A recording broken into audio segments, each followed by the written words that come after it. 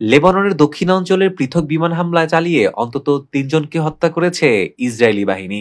লেবাননের সরকারি সংবাদ সংস্থা ন্যাশনাল নিউজ এজেন্সি এনএ এর বরাতে এক প্রতিবেদনে এ তথ্য জানিয়েছে প্রেস টিভি। প্রতিবেদনে বলা হয়, নিহতদের মধ্যে ২ জন ছিলেন সেবা শহরের ২ ভাই। তারা দক্ষিণ পূর্বাঞ্চলের হানমন পর্বতের ঢালে গাড়ি চালিয়ে যাচ্ছিলেন। ওই সময় ইসরায়েলি বাহিনীর হামলায় তাদের এসইউভি গাড়িতে আগুন ধরে যায় এবং ঘটনাস্থলে ২ জনে মৃত্যুবরণ করেন।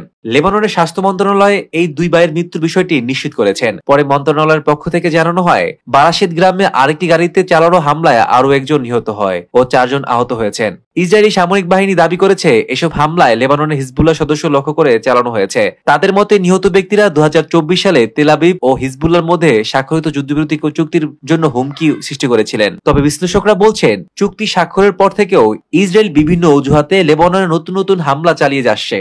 এর আগে এনএ জানায়, দক্ষিণ লেবাননের বিনত জাভিলিয়া শহরে ইসরায়েলি ড্রোন হামলায় ৭ জন আহত হয়।